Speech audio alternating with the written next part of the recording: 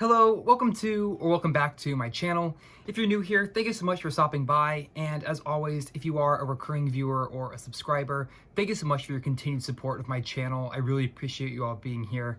And today I wanted to do a little bit of a weekend reading update, as well as showing a couple new books that I acquired over the last couple of days for my library. I would also like to start off by saying that I apologize for this sort of coldness in light. I was trying to get it balanced out with my lamps and with closing the shades or leaving the shades open, and I wasn't able to get it looking very good at all. This is the best that I could get it, so I do apologize for kind of the weird, cold, shadowy face lighting. Also, it turned oddly warm today. I started the day with my cardigan, feeling very happy, as always, and then it got hotter, so now I have to just be in a t-shirt, and it's November, but I'm dressed like it's summer, and it's not good. It's throwing me off. I need the cold to come back. Supposedly it will next week, so I just have to be patient. So I thought I would start off by going over my recent reads. Then I will talk about what I'm currently reading, and then I will show some of the new books.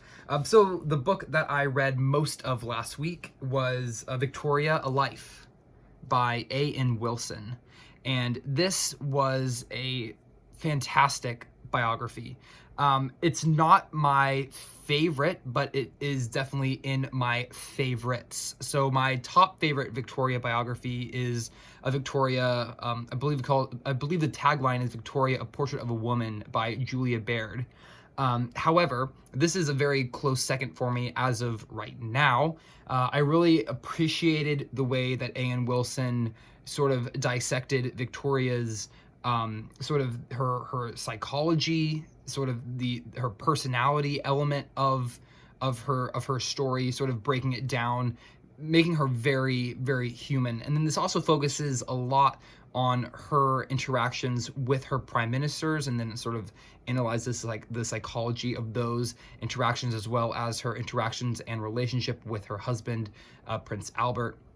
So really interesting. It's a pretty hefty book too, which is wonderful. I think it's somewhere right around 500 pages or so. Has an excellent photo glossary insert as well, which is always wonderful to see.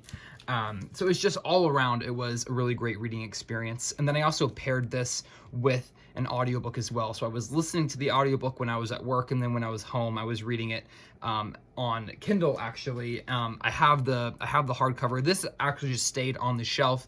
Being as large and sort of hefty as it is, I don't super enjoy transporting hardbacks around with me, so I was able to get a copy of the ebook through my library to put onto my Kindle, take that around. It's so much easier. In fact, the Kindle that I use to take around with me places or when I'm reading at home is actually this little old Kindle 4, and I've shown this on my channel before. This is the first Kindle that I bought when I was 11 years old, so it's quite a bit old. It's quite old. But I like to load this up with like my library books and whatnot because it's such a small device. The form factor is quite a bit smaller than my my typical Paperwhite. So I like to take this one around with me. Kind of a random tech tidbit, but I thought I'd share that. And then, so after reading Victoria, A Life, then I went on to read Matthew Dennison's slim biography, Queen Victoria, A Life of Contradictions. And when I say slim, I really mean it. This thing is under 150 pages, and it's a really interesting character study of Queen Victoria. And Matthew Dennison even acknowledges it as being such in his introduction. He states, essentially, I could write a much longer biography of Queen Victoria, but dozens of other historians have already done that. So I'm going to really slim mine down, give myself serious restrictions, and then within those restrictions, try to present the character of Queen Victoria. And I think that he did an excellent job. This was a super fun, quick read. It's really only sort of a single sit reading. I read it over the course of, I think, maybe an afternoon and an evening. So it really didn't take very much at all. I think this would be an excellent starting place for someone who wants to sort of get into reading about Queen Victoria. If you are daunted by something like A.N. Wilson's Victoria, some big thing, I would definitely recommend checking out Matthew Dennison's Queen Victoria: A Life of Contradictions. It's very fast paced because it does go cradle to grave like a typical biography would, but it does so in 150 pages instead of 650 pages, and so it's pretty lightning fast. You're not really introduced to characters. Characters are more mentioned to you. Figures are mentioned to you almost in passing. So in that regard, I suppose it's maybe not the best way to get started. However, if you want to get started just with a very quick sort of lightning overview of titles and figures and individuals and sort of what they did and how they related to others, this would be a great place to start. If you're looking for detail, it's definitely not here, but getting sort of an overarching bird's eye view, 30,000 foot view of Queen Victoria's life, Matthew Dennison is where it's at. Then after that, I moved on to a novel, actually, and I started this yesterday and I finished it this morning, and that is All Quiet on the Western Front by Erich Maria Remarque. And I do hope I am pronouncing the author's name correctly. So All Quiet on the Western Front is, I think it's honestly considered one of the greatest war novels, at least of the 20th century, if not of all time. And it's one of those that I have always been aware of and I have never read. And it took until now for me to finally read it. And the push that I needed to dive into this and actually read this is that I am buddy reading currently The Western Front by Nick Lloyd with my friend and fellow booktuber Ann Novella for the month of November. And so I thought, hey, I should pick up some other World War I nonfiction/fiction this month, because World War I is a period I have not personally read a whole lot about, and I want to change that.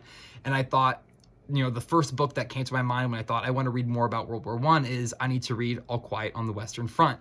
So I picked this up and sat down and read it over the course of 2 days.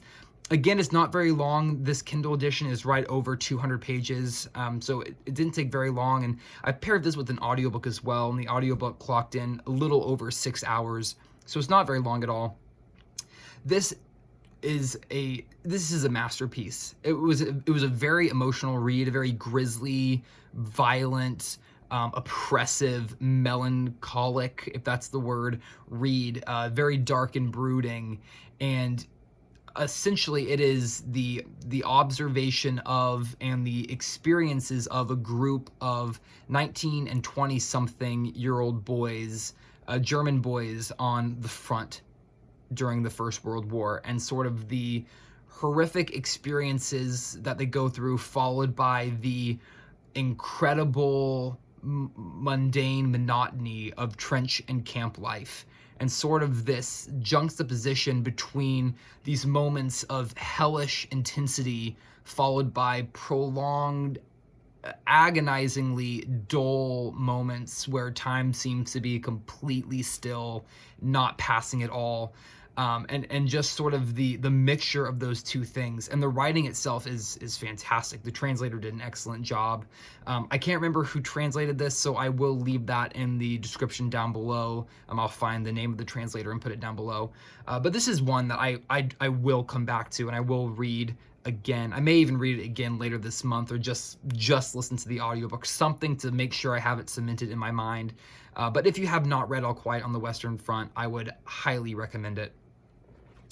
And then, so that catches us up to speed on what I have read, and then moving on to what I am currently reading. So I am currently reading two different books. One is The Western Front by Nick Lloyd with Ann Novella, like I mentioned. That one I'm listening to on audiobook, so I don't have anything to hold up because I have it on my phone, but I'm filming with my phone. So that is sort of an overarching nonfiction work looking at the Western Front of the First World War. And like I said, it's a topic, or it's a conflict that I have not read a whole lot about. I've read a little bit about other aspects leading up to World War I. I've read a lot about the Russian Revolution, 1917 Russian Revolution, and things like that sort of tie into World War I, but nothing specifically about World War I. So this has been a really great listen for me so far. And Nick Lloyd comes across as someone who has all of his ducks in a row. He's incredibly organized. His writing is very, it's organized very well. It's laid out very well. It is dense. It is really, really dense writing. And so far, I haven't really felt pulled into the narrative so much as sort of being just sort of given all of the facts and all the information that I need. So it's a very factual reading experience, or a very factual listening experience, rather, I should say.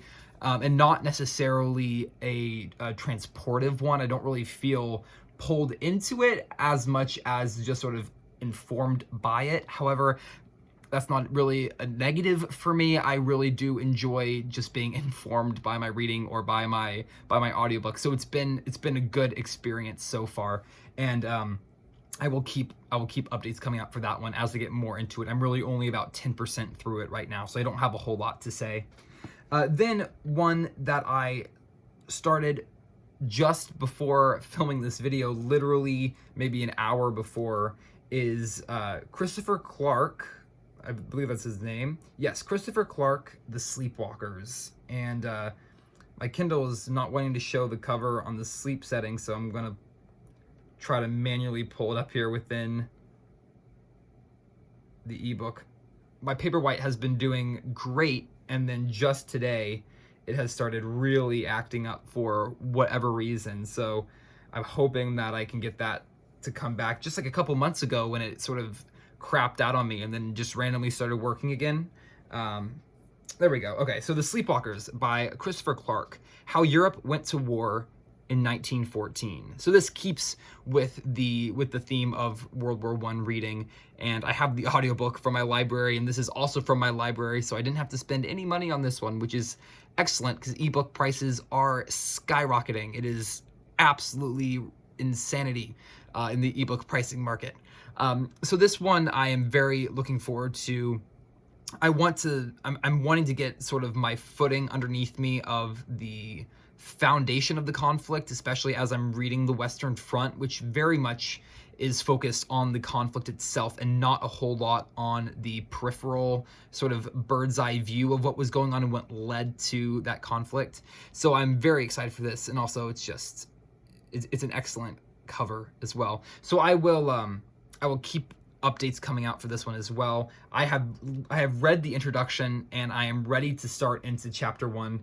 I literally just started reading this before filming the video, so I don't have anything to say right now beyond just that, little bit of dribble that just came out. But I am looking forward to that one. All right, moving on to the 3 new books that I have to add to my library. The first, I should say these are all related to Queen Victoria. The first is a biography of Queen Victoria by Lytton Strachey, and I do hope I am pronouncing that name correctly.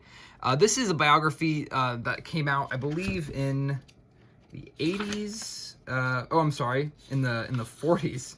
I was way off. The other one's from the 80s, in the 40s.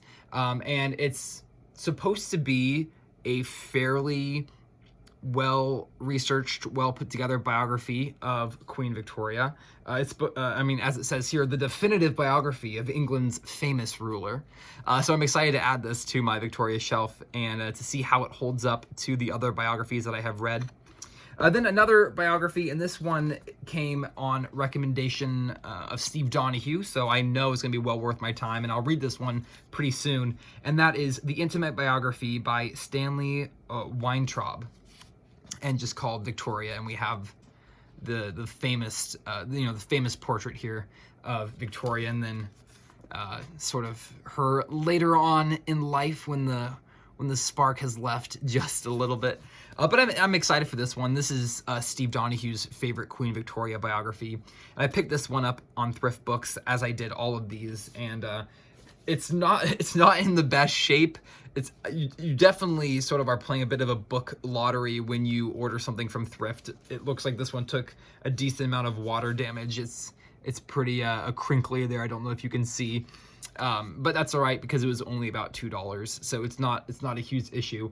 But it's definitely always good to remember that when you order from an online used book platform, you're not always insured of getting a perfect product. So anyway, I'm very much looking forward to this one. Then I have Queen Victoria's Highland Journals, and this is a movie tie-in edition to Miss Brown with Judi Dench and Billy Connolly. So I'm very excited for this one. I need to watch the movie. I recently discovered that it was put onto Amazon Prime Video, so I'm going to be watching that this week. But this is just it's a movie tie-in version, but it is the text within is Queen Victoria's journals from her trips to the Highlands in Scotland. A very formative, very much formative trips for Queen Victoria.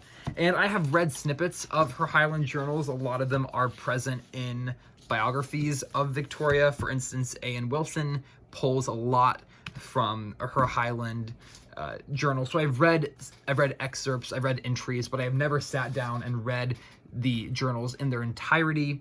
And again, I'm not sure if this is necessarily the journals in their entirety. I think it may just be bits and pieces, being a movie tie-in version, but I wasn't able to find any other versions available. So this is the one that I got. If I'm able to find a different edition that maybe seems more complete in the future, I will definitely pick that up. But that is it. I just wanted to do a bit of a reading update and show some of the new books. Thank you so much for watching. I hope you enjoyed. Feel free to leave a comment down below if you would like, and I will see you in the next video. Bye for now, and happy reading.